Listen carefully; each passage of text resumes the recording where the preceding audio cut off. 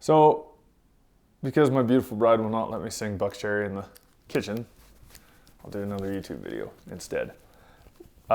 Just talked about riding light versus riding heavy, and then the next obvious thing I've got to talk about there is improving your seat.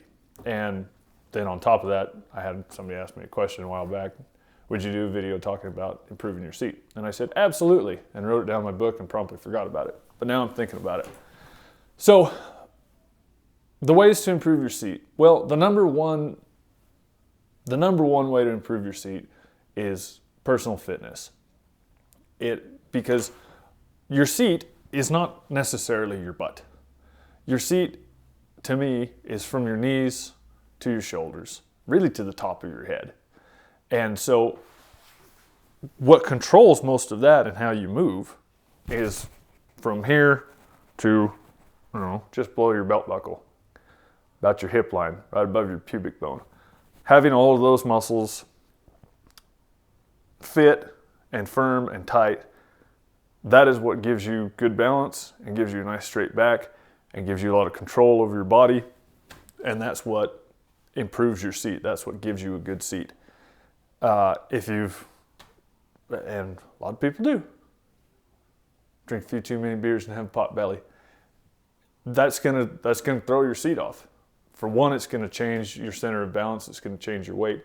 But also, if you're not strong throughout this core, it's very, very difficult to have a good seat. So that's the number one thing you can do to improve your seat is work on those muscles. We talked about it when Barry first got this email about improving your seat, and my wife knows what every one of those muscles are and what specific exercises to do to improve them. I go, I don't know, do some sit-ups.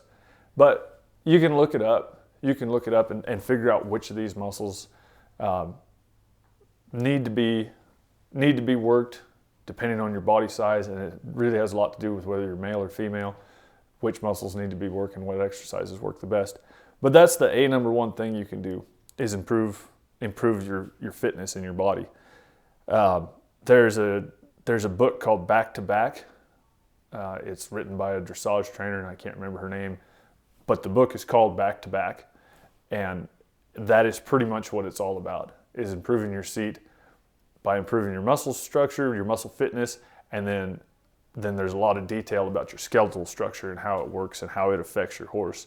But I highly recommend anybody that rides at all to get that book and read it. I learned a lot from it.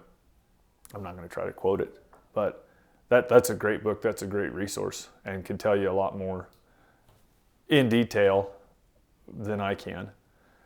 But that's the main thing, is improve your fitness. The next thing is you need to think about the fact, and of course I'm sitting in a chair, but you need to think about the fact that when you ride, there should be a straight line from your arm, if you're riding, whether you're riding with two hands or not, but from your arm through your elbow. What did I say? My shoulder? That's part of my arm. From your shoulder, straight down through your elbow, through your knee, to your heel. Oh, through your hip, through your knee, to your heel. There should be a straight line. It goes right behind your knee. Okay. Shoulder, hip, heel. Shoulder, hip, heel. Should be a straight line. When you're sitting correctly on your horse, there should be a imaginary straight line through there.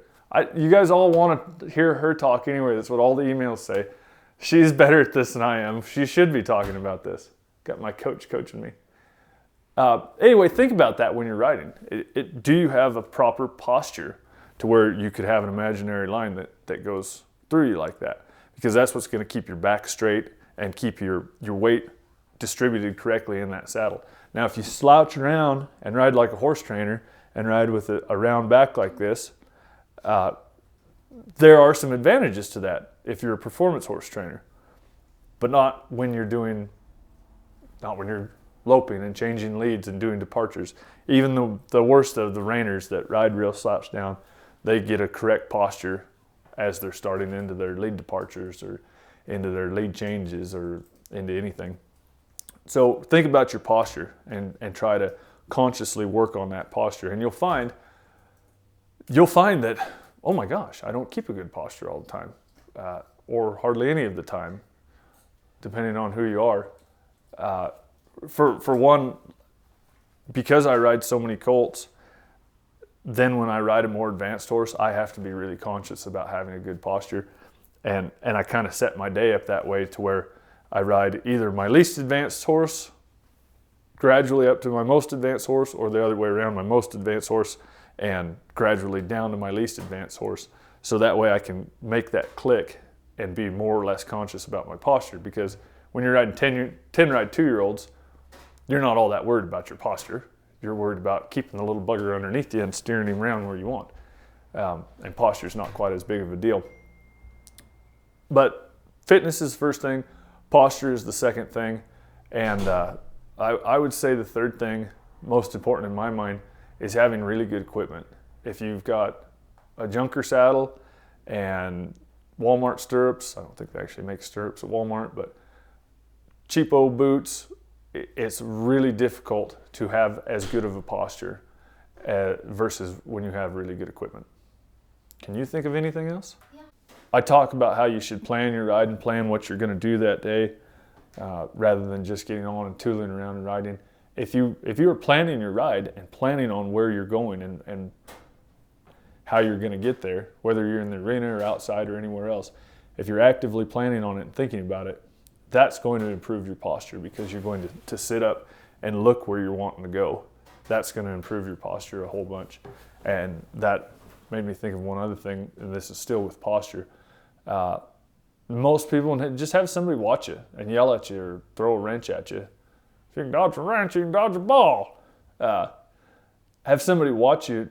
You'll find the vast majority of riders either have their head on crooked in some way or another, or are looking down at the ground, or looking at the back of their horse's head, sticking their neck out like this. I think it somehow makes them feel like they've got better balance. You'll see a lot of people really poking your chest out's fine, but rotating over your hips. You see a lot of people do that.